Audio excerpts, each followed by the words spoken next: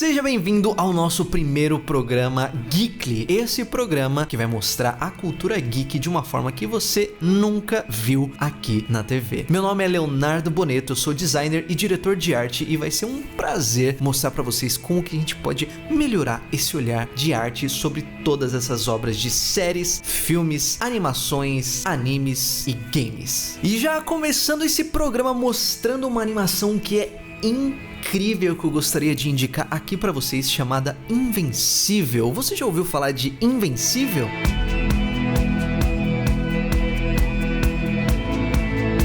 Essa aqui é uma animação original da Amazon Prime e que a gente pode observar que a direção de arte foi muito certeira aqui durante a execução dessa animação. A direção de arte, ela abrange toda a parte estética de uma série, de um filme ou de uma animação, como é nesse caso aqui. E ela desenvolve uma unidade visual e uma identidade para essa obra. É uma animação que começa até meio leve e boba. Aqui a gente percebe também que no começo dessa série ela começa com uma saturação bastante alta, em um estilo meio old school, né? Fazendo uma alusão a essas animações clássicas como a Liga da Justiça. A gente consegue notar muitas semelhanças e isso foi de propósito nessa animação aqui do Invencível, fazendo até uma sátira de certa forma. Mas aí chega no final do primeiro episódio e aí você entende por que essa é uma animação adulta. Isso porque o seu produtor, né, o escritor Robert Kirkman, que também é o produtor e escritor da série The Walking Dead, decidiu dar aqui uma pitada de violência muito forte. E aí sim você começa a entender que essa série vai para um outro caminho totalmente diferente daquilo que a gente estava esperando, desconstruindo o perfil de heróis que nós estamos acostumados, assim como a série The Boys, que por sinal também é da Amazon Prime. E se você notar, cada episódio, a abertura, e a cada episódio você tem lá mais gotas de sangue para mostrar que essa série tá indo para esse caminho. Se você reparar bem, no primeiro episódio você não via nada, nenhum civil morrendo, você praticamente não via sangue, absolutamente nada. Bem parecida com essas animações clássicas que eu citei aqui. Mas após o final do primeiro episódio e a partir do segundo, aí sim você vê uma série de cenas onde civis morrem pelos motivos mais bobos que você possa imaginar, coisa que seria bastante esperada em se tratando de uma série que quer retratar a realidade. Se os heróis existissem de verdade, certamente não seria um mar de rosas, né? Teriam muitos civis que morreriam graças a esses confrontos entre eles. Agora, se você reparar bem, no último episódio ele tem um aspecto mais sombrio, com o céu mais nublado, com menos saturação, e a gente vê uma violência muito alta, muito sangue. E é justamente por isso que a gente consegue entender esse peso, o peso que as decisões de direção de arte trazem para narrativa, para ela ficar mais leve ou para ela ficar mais densa, mais pesada aqui. Você já assistiu alguma obra, um filme ou uma série que você falou assim, essa obra, essa série aí é do diretor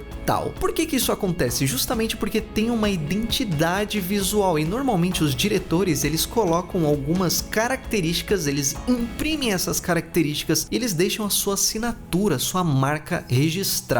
Não vai rolar, manezão, desculpa. E a série da semana que nós vamos explorar aqui nesse programa é Peaky Blinders.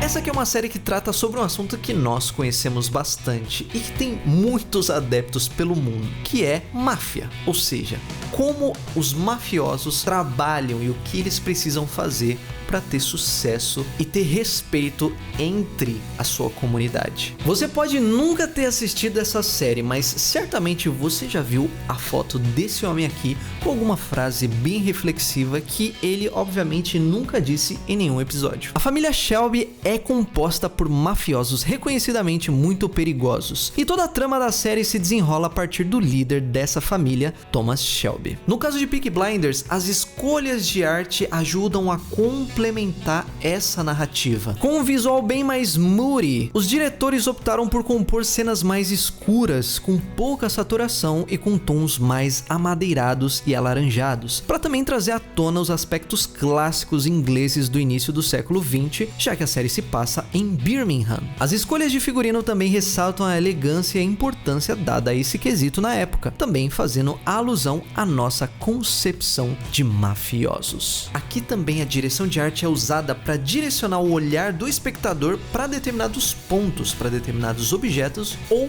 personagens. E aqui nessa série isso é visto com bastante frequência.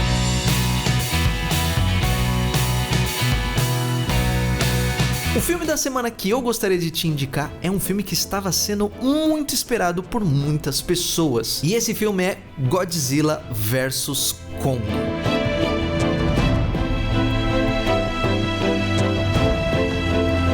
Logo no cartaz do filme é possível ver a aplicação das cores azul e vermelho, que já está bem construída no nosso imaginário como dualidade, o frio e o quente, o bem e o mal. Isso nos leva a acreditar que a trama vai conduzir o espectador a torcer para um dos lados. O mundo precisa dele.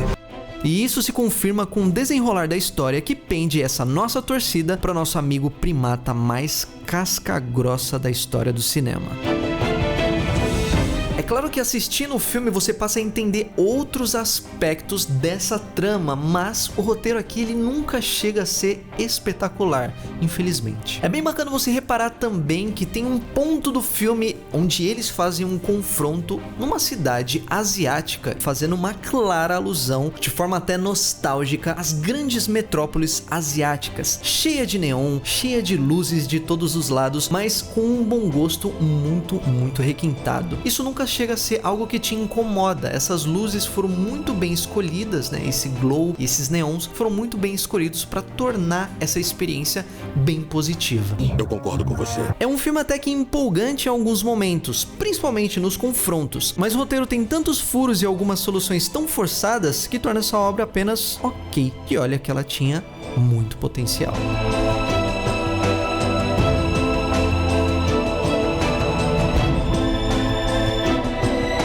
O game da semana é Detroit Become Human.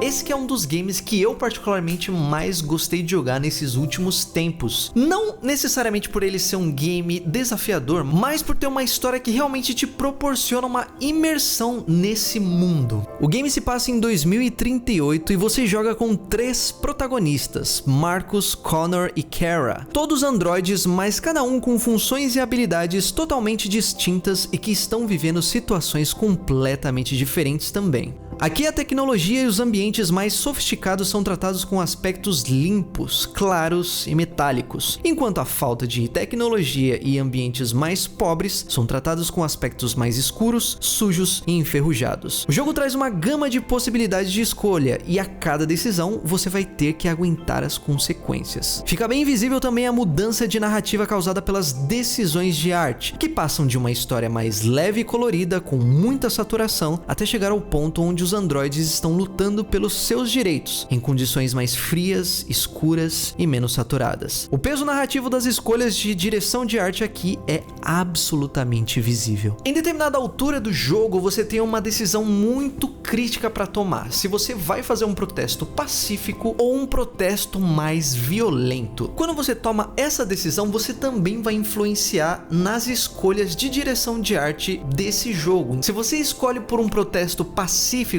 ali você tem a presença de mais cores frias, de cores mais azuis e tudo mais. Enquanto quando você toma uma decisão mais conflituosa, uma coisa mais violenta, você tem cores mais quentes, muito fogo, muitos tiros, vermelho, essas cores que fazem alusão à guerra, a conflito. Então, como você pode ver, esse é um jogo que tem a direção de arte muito bem alinhada para influenciar diretamente na sua experiência enquanto jogador. E além disso, você pode jogar esse game sozinho ou você pode fazer como eu, que chamei amigos para jogar comigo. Vale a pena você ter essa experiência. Minha sugestão, jogue esse game que a sua experiência vai ser muito rica. E agora a gente vai entrar nas obras nacionais, e a obra nacional que eu gostaria de te indicar aqui essa semana se chama Cidade Invisível.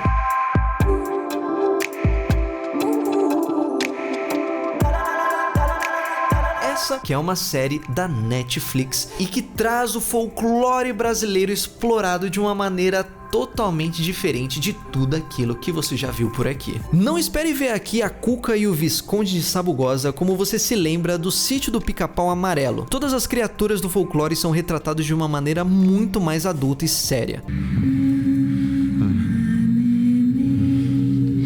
Aqui a direção de arte opta por apresentar a série com cores próximas da realidade, com saturação parecida com a de novelas consagradas.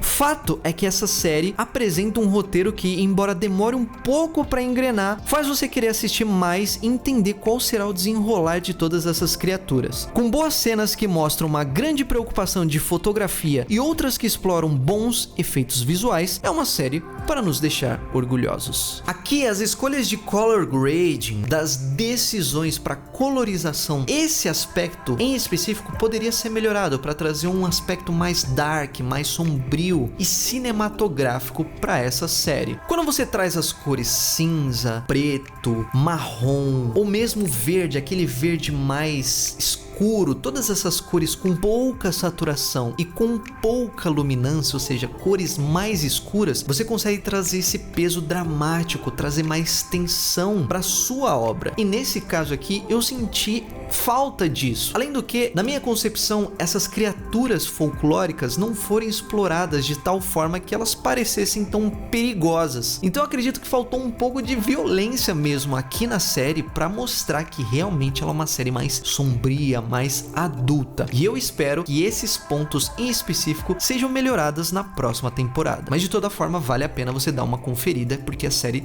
está muito boa.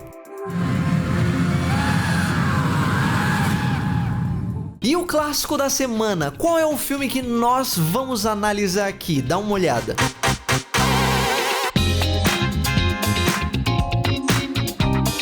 O clássico da semana é esse filme Kill Bill. Esse que foi um grande sucesso no início dos anos 2000, não só pela sua violência exagerada, bem típica dos filmes do Quentin Tarantino, mas também por ser um prato cheio quando o assunto é direção de arte. Em Kill Bill, um grupo de elite denominado Esquadrão Assassino Víboras Mortais é formado por guerreiras com codinomes de serpentes venenosas. Entre elas, a mais mortal é a conhecida como Mamba Negra, a protagonista do filme Beatrix Kiddo. Bill, o organizador à frente desse esquadrão e também ex-namorado de Beatrix, arquiteta um plano junto às víboras para matar a sua noiva. Beatrix entra em coma profundo, mas permanece viva e então ela busca justiça contra Bill e as suas víboras. É bem fácil notar que esse filme se tornou um clássico pela maestria que o Tarantino teve de trazer outras referências clássicas aqui para essa obra. Uma referência clara é a roupa amarela com faixas pretas de Beatrix. Se você notar, ela é idêntica à veste de um dos maiores ícones de filmes de luta, Bruce Lee, no filme O Jogo da Morte de 1978. Além disso, outra referência fica clara nas cenas em que ficam preto e branco. Nos anos 70 era muito comum que filmes de Kung Fu que tinham cenas violentas fossem retratadas em preto e branco para não serem censuradas na TV. E não só isso, Kill Bill é verdadeiramente um poço de referências visuais e estéticas. Em resumo, uma grande obra clássica que merece o seu tempo e a sua atenção. Então, se você já assistiu esse filme, eu indico que você reveja com esse olhar mais crítico, mais apurado sobre essas